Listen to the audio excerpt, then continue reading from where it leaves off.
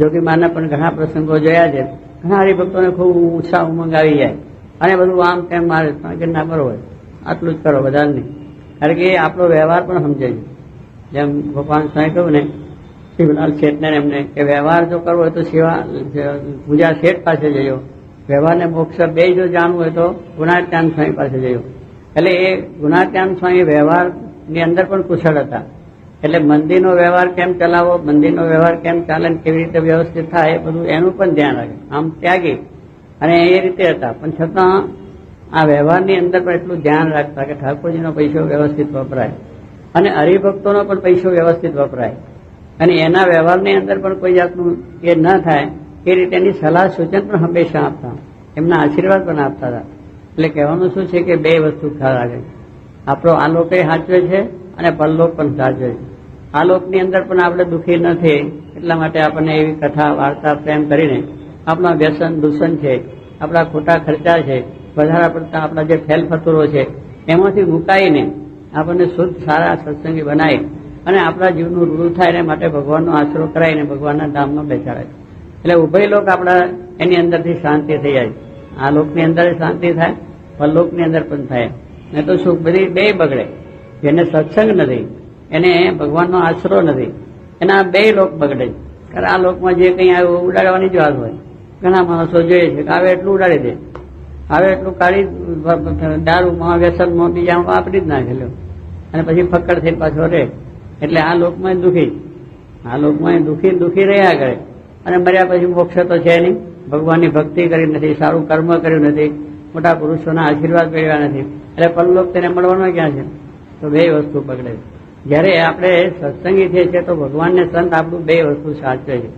એટલે એને તો આપણું કેમ કરીને સારું કરવું એક ધ્યેય લઈને જ આવ્યા છે અને એ માટેની જ વાત છે. ગુણાત્યાન સ્વામી લોકોને બધાને વાત કરતા કે તમે ધર્માદાની કેમ વાત કરતા નથી?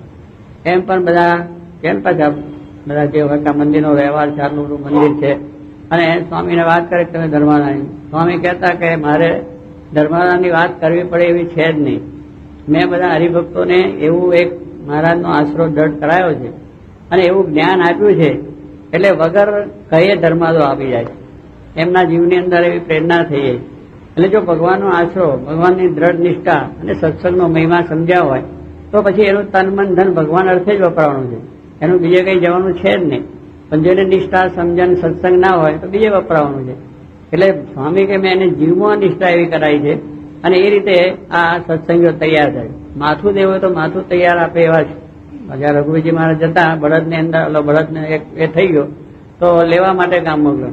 પછી કહે છે રઘુવીરજી મહારાજ આવું થયું છે તો કોઈ કંઈ કહ્યું ભાઈ કે ગુણાત્યાન સ્વામી કે તમે મારું નામ સ્વામી માટે છે તો તરત જ એ રીતે બળદ પાછો આવી ગયો. રઘુજી મહારાજ એ વાત તો પ્રસંગ જાણીએ છીએ આપણે, પણ પછી શું કહ્યું રઘુજી મહારાજ કે સ્વામી તમે આવા સત્સંગ પાકા કરે તમારા માટે? તો સ્વામી કહે છે ભગવાનની શ્રીજી મહારાજને પ્રતાપે મેં બધાને એવો સત્સંગ કરાયો છે કે આ બધાને ભગવાનને સંતને માટે માથું દેવું હોય તો આ વાવ છે એ વાવથી માથા ભરાઈ જાય એવા સત્સંગી પાકા કર્યા છે. એટલે કહેવાનું શું, જો સત્સંગ પાકો થયો છે એનો એક પણ પૈસો ખોટે રસ્તે નહીં જાય. એ પોતાના વ્યવહારની અંદર પણ વ્યવસ્થિત રીતે યોગ્ય રીતે જ વાપરશે, પોતાના સમાજ માટે પણ વ્યવસ્થિત રીતે યોગ્ય રીતે વાપરશે અને ધર્મને માટે પણ પોતે તન મન ધનથી એનું વર્તન કરશે. એટલે એ રીતે સત્સંગ છે એ આપણને બધી રીતે સુખદાયક વસ્તુ થાય. માટે આ સત્સંગની જ વાત જીવમાં દ્રઢ કરાવી. એટલે ગુણાત્યાન સ્વામી કહેતા કે આવો મેં સત્સંગ કરાવ્યો આ રીતે જ વાત કરી લો.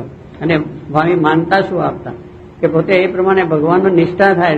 જૂનાના શેઠિયાઓ છે એમને ત્યાં નવાબ રાજા હતા અને જુનાગઢના નવાબ નીચેનું ગામ, એટલે ત્યાં જરા સહેજે કંઈ એ થયું એટલે બધું કંઈક ત્યાં એને લઈને મહાજનને એમને બધા મુશ્કેલી થઈ એકબીજાને. એટલે સરકારે જરા વધારે પડતું મહાજનને દુઃખ થાય એવું બધું કર્યું અને બધું મુશ્કેલી થઈ ગઈ. એટલે બધા મહાજન બધા જે આપણા બધા શેઠિયાઓ બધા વેપારી ધંધા હતા એટલે એમને આવું દુઃખ થયું. પછી મારા સ્વામીને વાત કરી, સ્વામી આમાંથી કંઈક સારું થાય તો આ તો રાજનો હુકમ છે ને અમે તો દુઃખી થઈ ગયા, બધું મુશ્કેલી આવી છે. તો સ્વામીએ શું કહ્યું કે તમે માનતા રાખો. હવે માનતા એટલે તો આપણે જાણીએ છીએ પૈસાની જ માનતા હોય ને કે પૈસા આટલા કરજો, આમ કરજો, તેમ કરજો. પણ સ્વામીએ શું કહ્યું કે શ્રીજી મહારાજ સાક્ષાત પૂર્ણ પુરુષોત્તમ છે અક્ષરધામના અધિપતિ છે, સર્વોપરી પરમાત્મા છે, એવો દ્રઢ નિશ્ચય જીવમાં કરો. અને આ નિશ્ચય કરશો તમારું કામ ભગવાન કરશે. તો એટલે એ નિશ્ચયની વાત કરી સ્વામીએ કે જો તમને ભગવાનનો નિશ્ચય છે તો પછી તમારું દ્રવ્ય બીજે જવાનું છે? જશે જ નહીં. તમને જો આવો સત્સંગ દ્રઢ થયો છે તો એ દ્રવ્ય બીજે જવાનું છે જ નહીં, બીજે કોઈ રસ્તે વપરાશે નહીં. તમારા વ્યવહારની અંદર પણ તમે વધારે પડતા ખર્ચા નહીં કરો. અમારા મનુભાઈ ત્યાં મનુભાઈ શું મણિભાઈ નાનાલાલ ભટ્ટ આપણા સત્સંગી બહુ પાકા જબરદસ્ત. હવે એને સત્સંગ તો પહેલેથી હતો ને પછી સાચી માલ મળ્યા એટલે તો ખૂબ દ્રઢતાપૂર્વક નથી થયું. જોગી માલ માટે પણ એવું જબરદસ્ત થયું. હવે એને જયારે કોઈ લગ્ન પ્રસંગ આવે ત્યારે બધા 4-5 ભેગા કરે. એના ભાઈની છોકરી કરે, એના ભાઈનો છોકરો કરે, પોતાનો છોકરો કરે, બીજું કરે, બહેનનો છોકરો કરે, બહેનની છોકરીઓ કરે, એવું 5-7 ભેગા કરે. અને 5-7નું ભેગું એક કરી નાખી, એક મોડવે પતાવી દે. જય સ્વામિનારાયણ. બહુ લાંબુ ખર્ચ જ ના આવે કે જુદા જુદા ખર્ચા ના કરો, બધું ભેગું કરીને કરી નાખે. અને તે પાછો ઓલી શું મોટર ગાડી કે ઘોડા ગાડી કે એવો વરઘોડો નહીં કરવાનો. રિક્ષામાં બેહાડીને લઈને પહેરાવીને પાછા લઈ આવે. એટલે એને એમ કે આપણે જયારે ભગવાન સંત મળ્યા છે ત્યારે વ્યવહારમાં તો શું જે લગ્ન થવાનું છે એમાં આપણે કરવામાં બીજું કઈ વાંધો છે? એ ઘોડા ગાડીને લઈ જઈશું, મોટરમાં લઈ જઈશું, પ્લેનમાં લઈ જઈશું તો એ લગ્ન તો ના હોય તો એ થઈ જવાનું છે. પણ કહેવાનું છે એવો એક નિશ્ચય દ્રઢતા કે આપણે વધારે પડતો આમાં ખર્ચો નથી કરવો. આપણે વ્યવહારની રીતે જે લગ્ન પ્રસંગ કરવો બીજું ત્રીજું બરોબર છે, પણ પેલો દેખાવનો બધો પ્રશ્ન થઈ જાય. આવી બધી વસ્તુની અંદર છે લ્યો હજામત કરવા માટે વેલાયથી માણસ અહીં લાવવો પડે, 5-10-20,000 લાખ રૂપિયા ખર્ચવા પડે. હવે એમાં શું મોટી વાત છે? અહીંયા હજામ બહુ સારામાં સારી કરી નાખે. બધા બેઠા નથી કરતા, આપણે કહેજે છે અમારા સંતો હતા તો મૂડી નાખે છે અમને. એટલે કહેવાનું શું કે તોય આ મુડન થાય છે. હવે એ વગર પૈસે પણ મુડન અમારે થાય છે.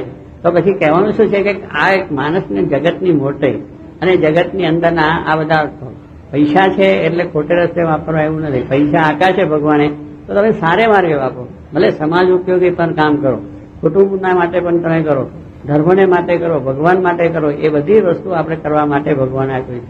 એવું નથી કે કેવળ ખાઈ પી મોજ શોખ અને એસરામ કરી તાલ મિલજ કરવા. આજે માણસો માન મોટો માટે કરોડો રૂપિયા ખોટા ખર્ચી નાખે અને એ રીતે પોતાનું એ કામ કરે છે. અને બધા જબરજસ્તના ખર્ચા. તો મારે જે જરૂર છે બધું કરવું. આપણે કપડા જરૂર છે તો કપડા જરૂર પહેરવા જે પોતાના મુભા પ્રમાણે સારા પહેરે. પણ પછી આ બધા અનેક જાતના કપડા પહેરાઈને 100 જાતના શેર ભેગા કરવા એનો અર્થ શું છે? હવે કઈ પહેરવાના છે આપણે દરરોજ નવા નવા, પણ છતાંય હવે કોઈક દાડો પહેરવાનું થાય પણ એ હોને પાછા મૂકવું હોય, એનું કબાટ કરવું, એની વ્યવસ્થા કરવી, એની ઇસ્ત્રી કરવી, એને વ્યવસ્થિત કરવું, કેટલી માથાકૂટ છે. પણ કહેવાનું શું છે કે માણસને એમ કે આટલું બધું હોય તો જો બતાવે ને તો જો મારે ચારના કપડા છે. પણ એ બધા કપડાની જરૂર છે. આપણે કહે અંગ ઢાંકવા માટે છે, શરીરને ઢાંકવું છે એટલા માટે આપણે વસ્ત્રો પહેરવાના છે. એ પછી તમારી સ્થિતિ પ્રમાણે તમે કરો કે ભાઈ બહુ સારા સુખી હોય તો 200નું વારનું કપડું લઈને, સારું કપડું લઈને, સારું પહેરીને સારું મકાન પણ રાખે એની મોભા પ્રમાણે, એની જરૂરિયાત પ્રમાણે. પણ પછી હાવ રસ્તા પર હૂતો અને નોકરી 50 રૂપિયા 100 રૂપિયાની કરતો મારે પણ આવું કરવું છે તો પછી તો હાથે પગે જ રહે છે ને. એટલે એવા વિચાર ઉમંગ આપણે કે જેની સ્થિતિ ન હોય એ પણ આવા ઉમંગ કરી અને વધારે પડતું કરીને દુઃખી પછી થાય, પછી દુઃખી થાય, કુટુંબ દુઃખી થાય, બધી રીતે પોતાને દુઃખી થવું પડે. એટલે સ્વામી કહે છે આપણે જરૂર છે એ પ્રમાણે બધું કરવું. ખાવું છે એ ખાવા માટે શરીર નથી પણ શરીર ટકે એટલા માટે ખાવાનું છે. આપણે જેને ખાવા માટે શરીર હોય એટલે એને વાનગીઓ બીજું ત્રીજું ખાવું પીવું, પછી અહીંથી ઘરે ના ઠેકાણું કરતો પાછું બજારમાં અને હોટલોની અંદર અને મોટી પેલી હોટલો અને 5 સ્ટાર હોટલો અને પેલી રોયલ્સ હોટલો કેવું રબોયો કહે છે ને, હે રોબેરા. હવે આ એ ગોતવાનું. એટલે ભાઈ અહીંયા હોઈ જાવ ને આ સભા મંડળમાં કાલે હોતાને ઊંઘ આવી ગઈ હતી. કાલે પાણી બહુ ફરી ગયું પછી અહીં કેટલા 100-150 માણસ આવીને હોઈ ગયા, બધાને ઊંઘ આવી ગઈ. એમાં કઈ રોબેરામ જાય તો ઊંઘ આવે એવી છે એ પણ એવું માણસને રોબેરામાં જઈએ એટલે આપણું પોઝિશન ડેમ ના થવું જોઈએ. પોઝિશન ને આવે, પોઝિશન ને માટે બીજું કઈ નથી. કેમ દાળિયા કેવું છે બરોબર છે ને? તો કહેવાનું તમારે દાળિયા છે બરોબર, સમજી લે બરોબર કે વધારે ખોટા પૈસા નહીં વાપરવા. અરે ગાડી વાપ એટલે કહેવાનું શું છે કે એવું રીતે એમના બાપા દાળિયાની વાત કરી, ચંદુભાઈ બેઠા છે અને બાપા છત્રપુર છે, એમને બહુ જરા પૈસાનો લોભ. એટલે જોગી મહારાજ જયારે આફ્રિકા ગયેલા માંજામાં તે આગા પાછા થાય. જોગી મહારાજ કંઈક ધર્માદાનો લખાવ છે, કંઈક સેવન લખાવ છે, કંઈક રસોઈ લખાવ છે, પણ આગા પાછા થાય. એટલે શું આમ જરા નિષ્ઠા સમજણ ખરી પૈસામાં જરા એ થઈ જાય અને પછી ભગવાનની દયાથી અહીં લંડન બધા પછી તો એવો સત્સંગ થઈ ગયો જોગી મારી એવું એ જ થઈ ગયું, એને સાચું મહિમા સમજ્યો કે સાચી વાત આ જ છે, કરવાનું પણ આ જ છે, આપણે જે કંઈ છે બધું ભગવાનનું છે, આપણું નથી, એવું એક મનમાં દ્રઢતા થઈ ગઈ. તો હવે એક પૈસો પણ એનો બીજે રસ્તે નહીં, જે છે એ ભગવાન માટે જ વપરાય, બધું જ ભગવાનનું છે કરી નાખેલું. દીકરાઓને પણ કહી દીધું કે આ મારું છે, તમારું નથી, ઠાકોરજીનું છે. એટલે એવી રીતે એમને કરી નાખ્યું. કહેવાનું શું છે, એને સમજાયું તો એક પણ પૈસો બીજે ના જાય, ખોટે રસ્તે નહીં વાપરવું, એને ખાવા જોઈએ છે તે છે. અને એમ કપડાં જોઈએ છે. મોટર તમારે એક રાખી હોય તો કેવી ગાડી, મોટરને એવી જૂની મોટર રાખે અને પાછું એને બધા ખર્ચો ના થાય એવી રીતે કરીને પોતાનું કામ ચલાવી દે કે હવે આપણે બજાર મોટર શું જે છે એવી ચાલે, આપણે મંદિર જવું છે, મંદિરથી ઘરે આવવું છે, પછી વળી રોજ રાખવાની જરૂર ખરી કે ના મારો મોભો પડી જાય, હું મોટરમાં બેન મંદિરે જવું, મંદિરમાંથી આવું, બધા દેખે ને જુએ, અરે જોનારા જુએ પણ આપણે હાથે પગે થઈ